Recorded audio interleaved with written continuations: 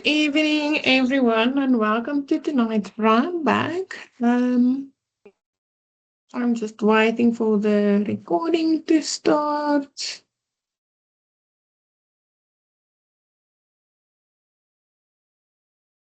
Okay.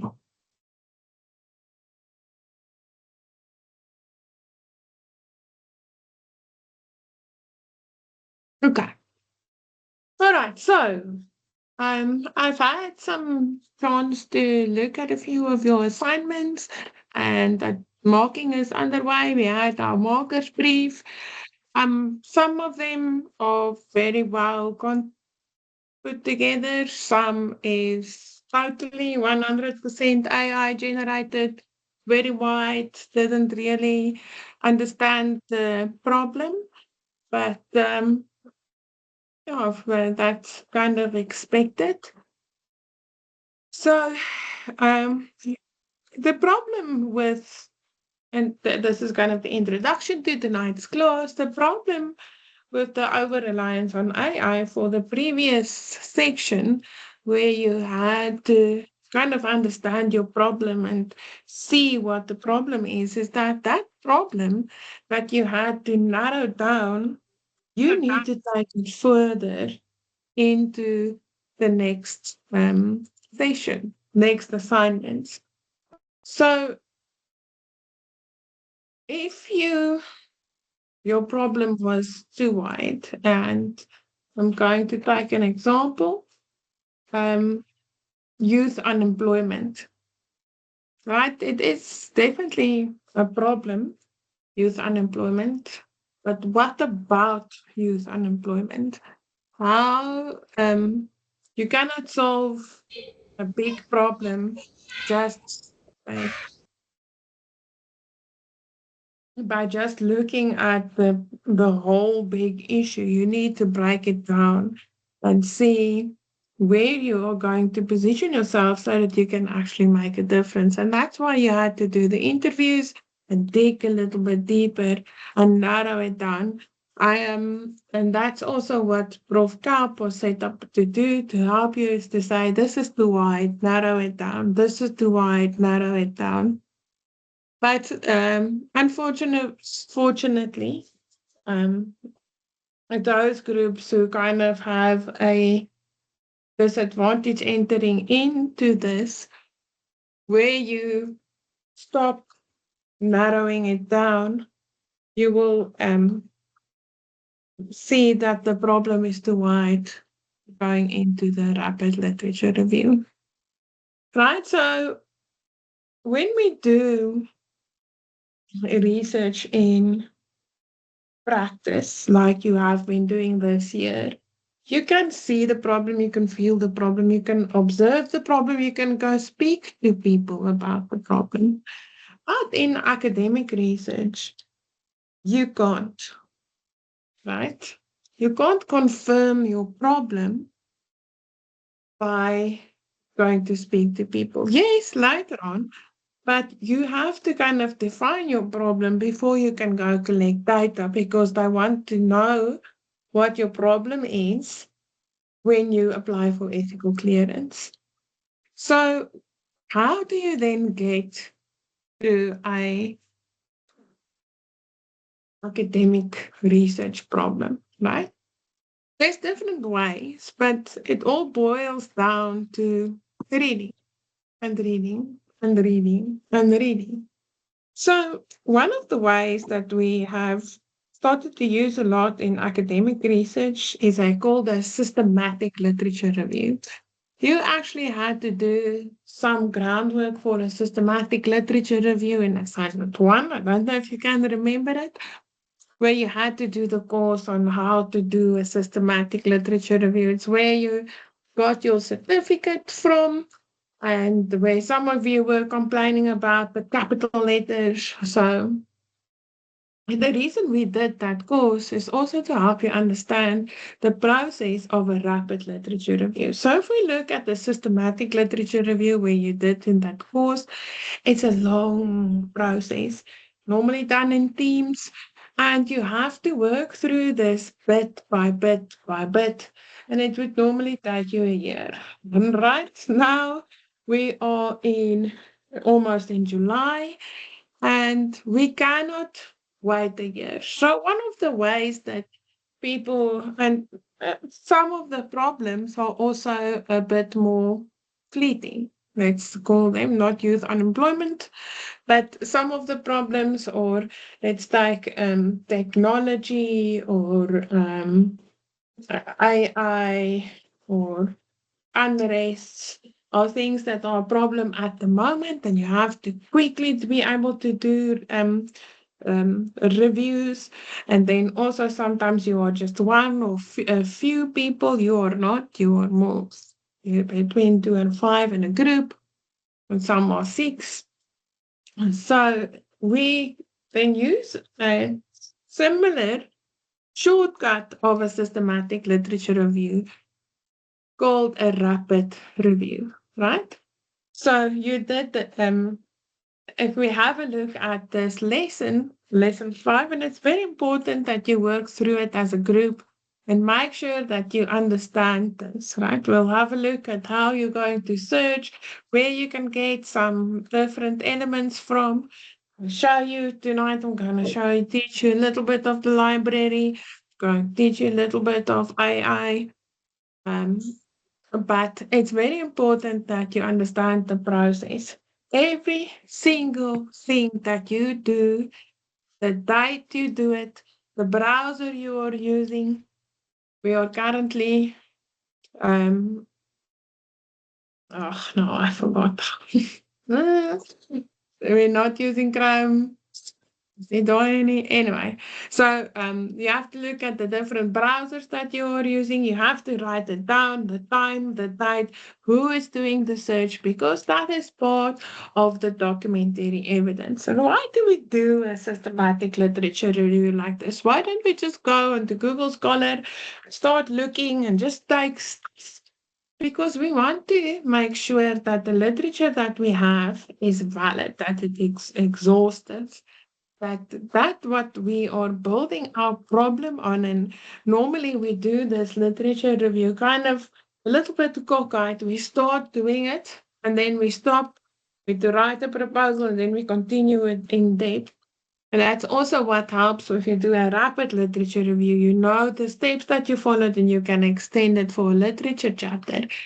But we do this because it increases the replicability. And we want that all research has to be replicable, meaning we have to be able to copy and paste it. It's also a very good way of doing master's research. It's a replication study. Okay, so like I said, so a rapid literature review is basically then a simplified version of the systematic literature review. Okay. So there's different elements that you can have a look at. You can have a look at Agenda 2063 again, what the SDGs are. There's a few AI tools that you have to write. There's just understanding the PICO model again. But I think tonight's lesson, right, we need to stop for a moment and then have a look at the question, right, that we can probably use, right? We can also, and that's a question in the assignment or in the example. So, but perhaps let's get some questions or problems that you identified in the chat as a problem. So put your problem in there, and then we can use an example of a problem from the class to see how to get literature around it. Don't put me a group name, put me a problem. I don't know what to do with a group name.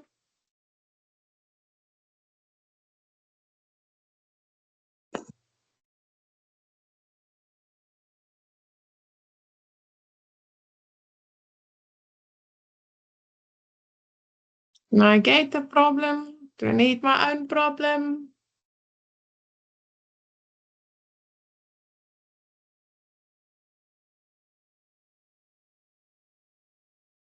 Okay.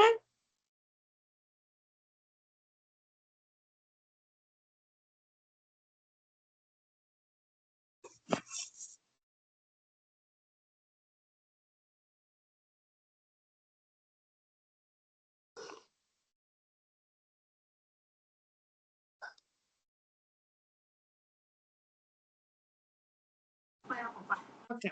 They say recent university graduates in South Africa experience challenges transitioning into employment, resulting in unemployment and underemployment. Okay, cool.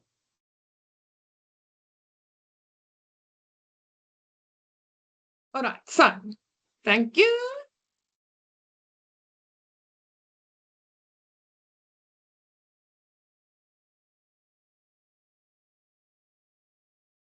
All right, so we are going, let me just go back here and admit all.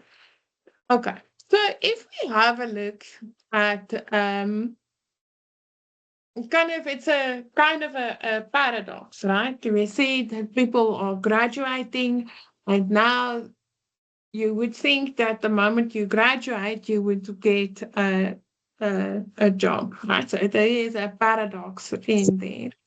So we have thousands of these people, right? So that are graduated but don't get a job. So we see that university qualifications no longer convert to employment. So the first thing you kind of need to do is you need to break that down into your PICO framework. So if we look at this PICO framework, we see that the population would be in, let's put that question in so that everybody understand where we are. We're going to use this one. So in this, who do you think is the population that we need to make sure that we have?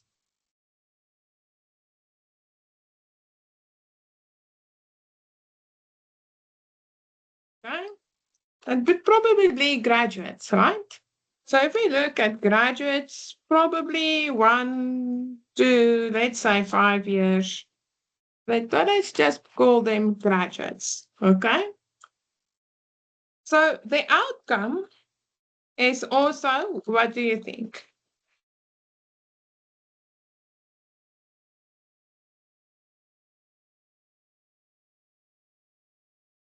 You get guys that pick up framework before employment, unemployment, perfect. Okay.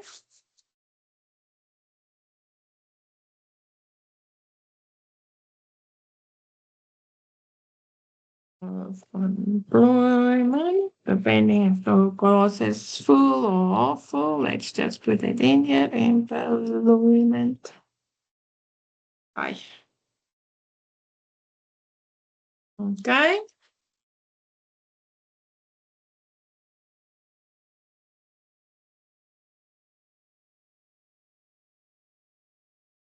So what do you think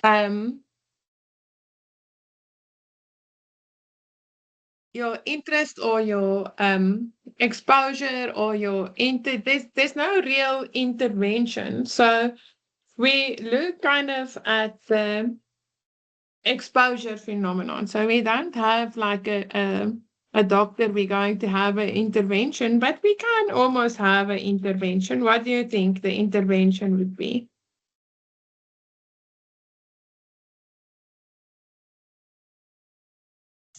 Job opportunities.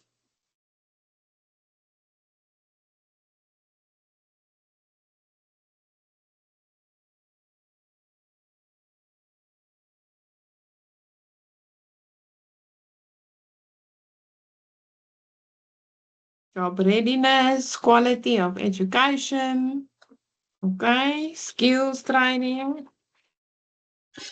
What about field of study or labor market alignment? So there's many degrees Are we sure that universities make sure that they um, that people are employable? Okay. It says skills training, internships, maybe work integrated learning, perhaps, labor market, alignment. So there's a few interventions there, right? Okay, so interview preparation, okay, your comparison for the C.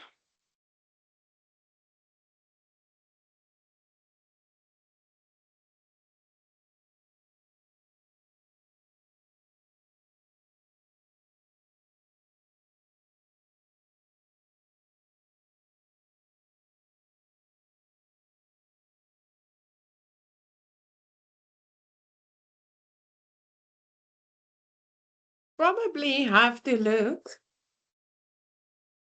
No, I'm not sharing at the moment. I'm gonna share now. You can look at the chat. I'm typing in the chat. Um, you will probably stop sharing, and you can just have a look at the chat for now.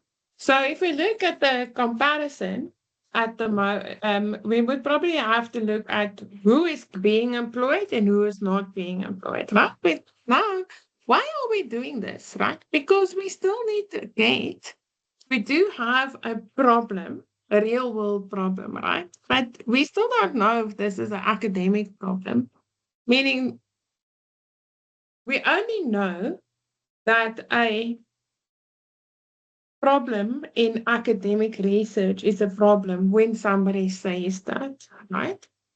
So you need to also, one thing that you need to remember is that the PICO framework was specifically designed for medical intervention. You could also look at the PO framework that look at population exposure outcomes, which then drops your comparison arm depending on what your specific problem looks like. So now I'm going to reshare. We are going to take this Pico framework and we are going to go and start here. Cancel.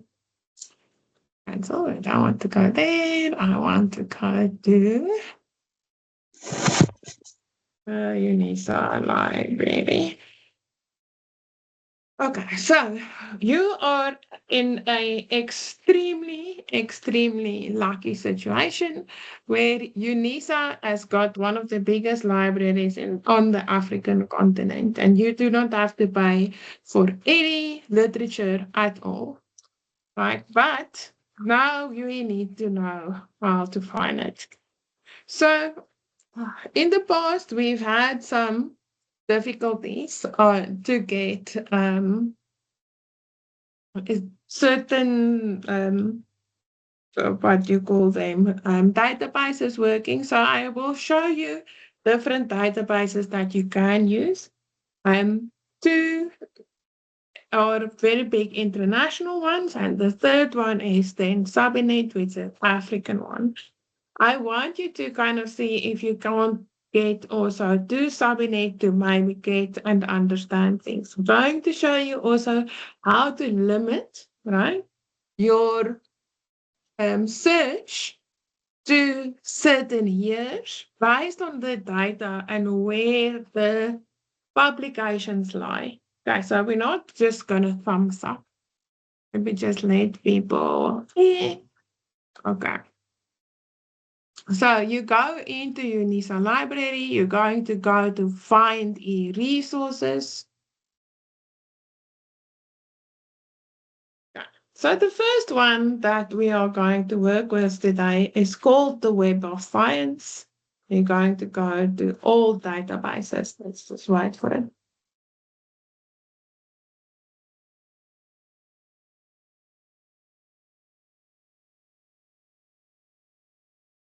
Okay, so there's different ways that we can search within Web of Science.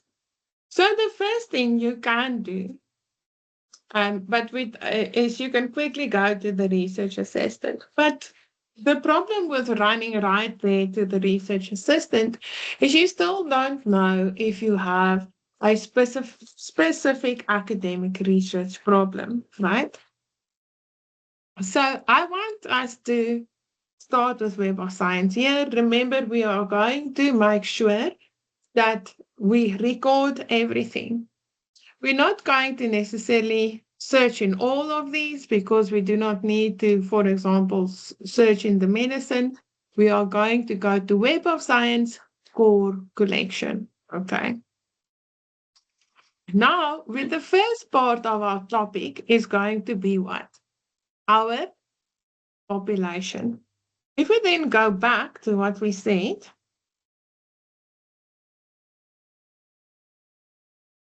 we are going to look for graduates.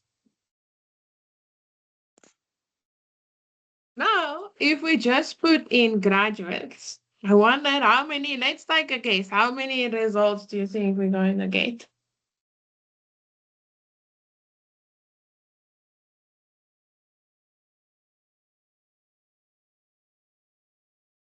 100,000. Okay, so who's going to read 100,000 articles? Hands up? That's too many. So what can we add to this? Do we want all the graduates? We want kindergarten graduates. We also want high school graduates, or is there specific? Can we make the population more specific? If we go back, and maybe if we say university, right? Graduates, and then we put them in inverted commas so that it doesn't look for university and graduates, because then we'll have more. So we had 100 and how many thousand on graduates? Okay, wait. I just want to go back a moment. See, I didn't do what I told you to do.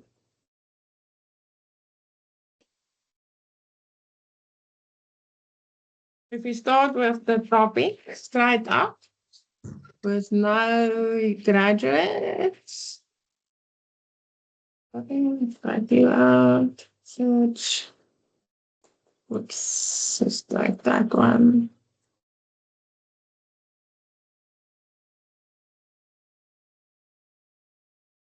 Okay, we just had graduates. Then we get 111,998. Okay.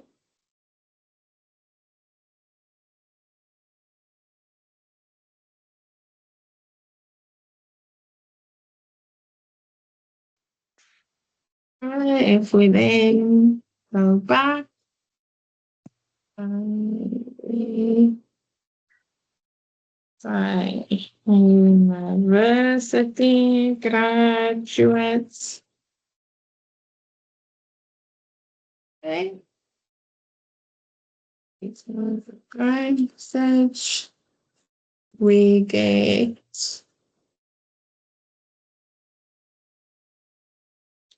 3,803. Okay. All right. Who's going to read those? Now, 3,800 articles. Anybody want to put your hand up? It's still too much, right? So if we then go back and we say, okay, we have our population in. So now, how do we narrow it down? We can add an additional topic. What did we say is our own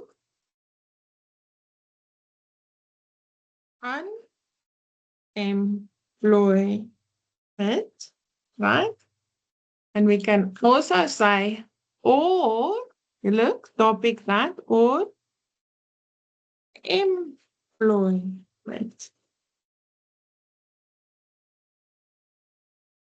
Okay, we search it.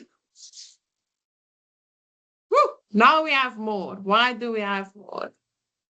Okay, we need to see. Go back, it's that all. Let's delete this one. Search unemployment. Okay.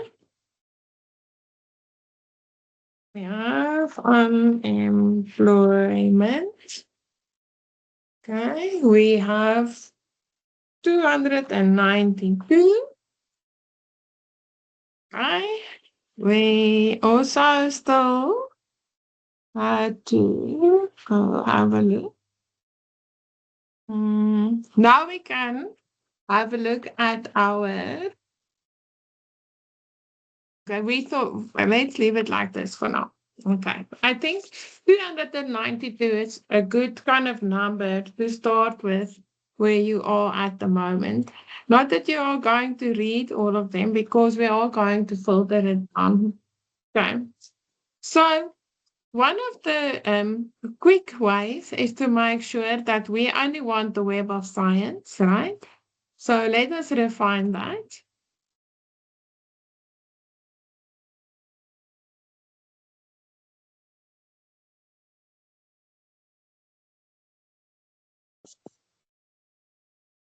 Okay, if we refine that down, we have 143 articles. Okay.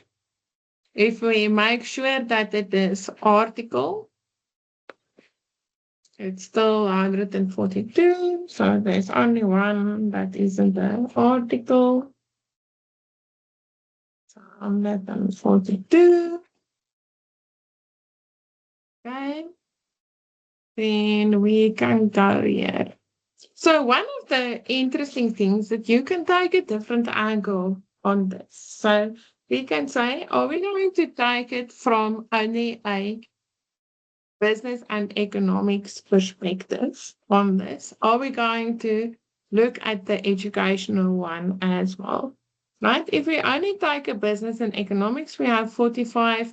If we take a economic combined education, we have 95. So we refine it after we have put our we've refined it by adding the research areas.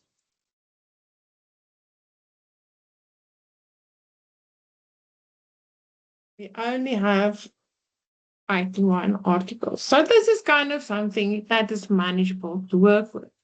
So what I want to just do, I want to look at analyzing the results, right? So the first thing that got this lighted, I want to show you something.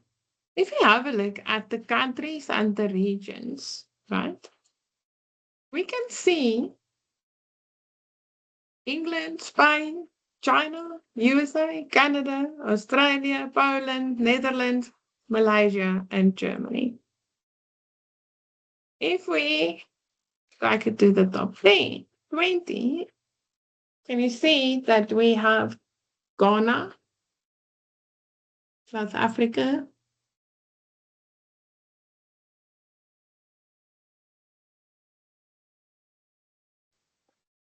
Ghana. So out of the top 20 countries, only 5 papers are written in an African context. And that's why I said it's important that if we really want to understand the problem in South Africa or in Africa at least, then we need to also cast our web or our net a little bit wider because, like you see, Web of Science is dominated and all academic research is dominated by non-African work.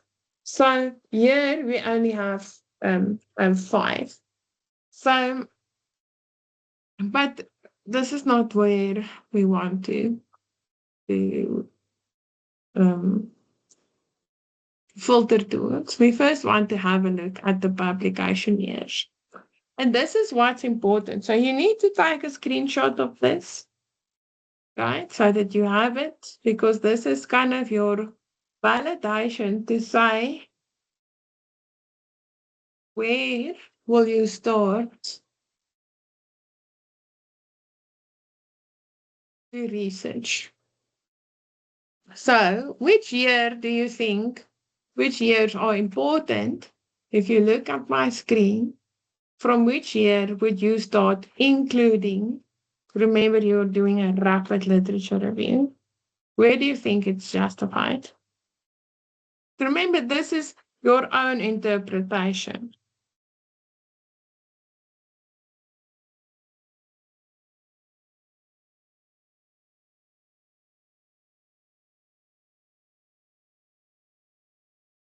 Yeah. So 2026, we have a problem with because we are in 2026, right? We can't say we include 2026 because this year is still going. So we have to exclude 2026. So I think 2021 is kind of fine. We also can have a post-pandemic view on this thing. So I would think 2021, so we can have a few reasons, think of post-pandemic view, and also you see a surge in publications in 2021. Okay.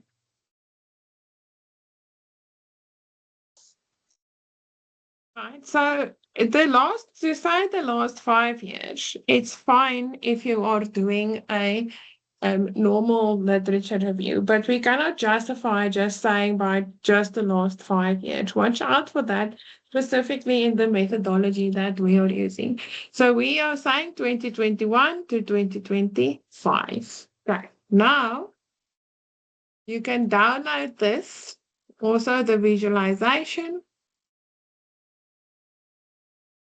and then let's go back.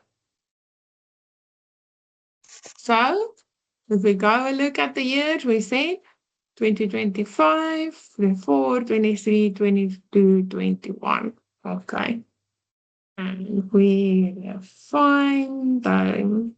So there we have it. We have 2021 to 2025. You now have 35 documents.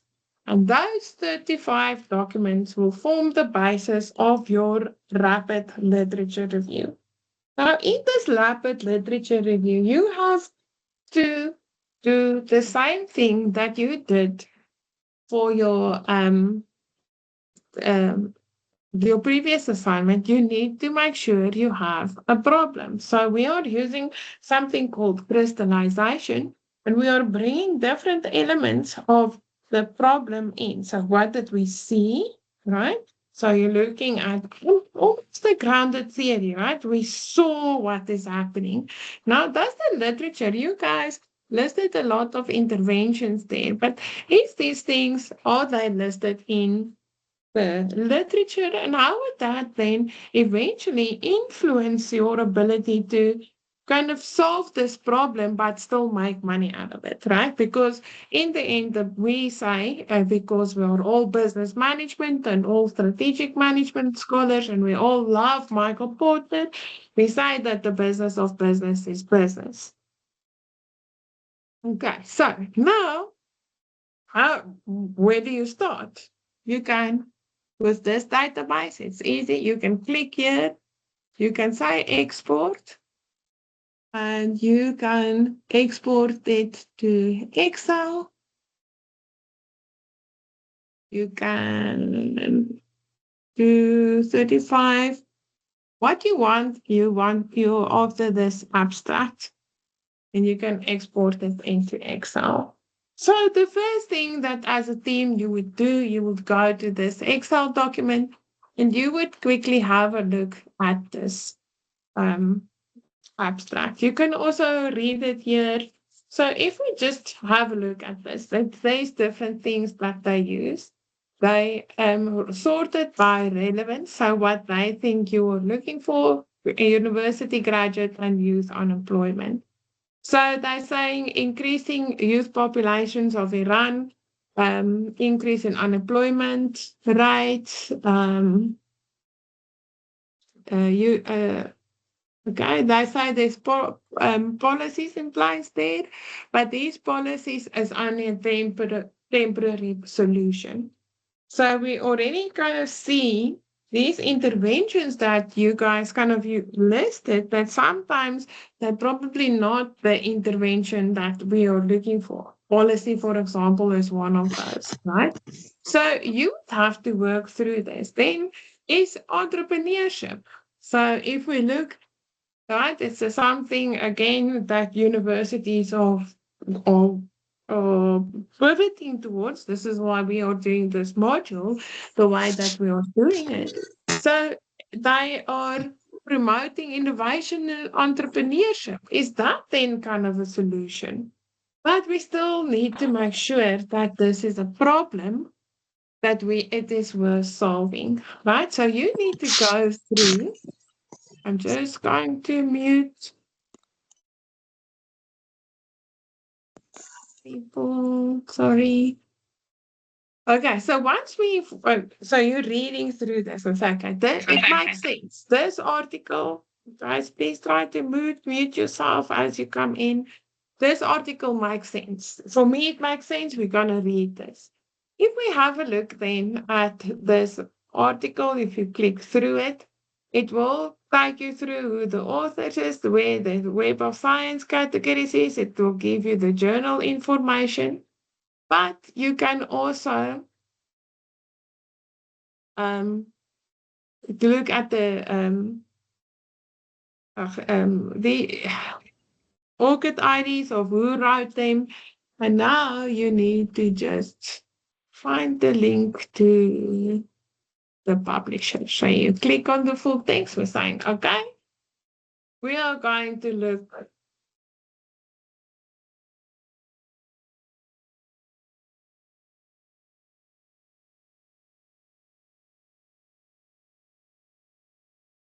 We are going to look for this full article.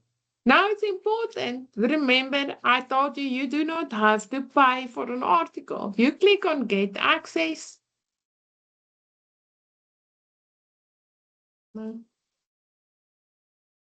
Wanted to show you. No, nothing is working. Kumba. Right? If it doesn't want to work like that, I'll show you a different way. You go here to copy.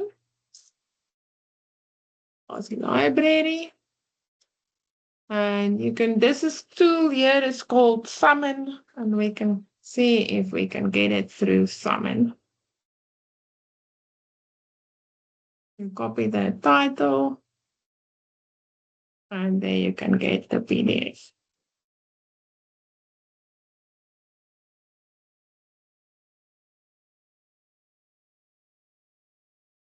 Now you can read this article.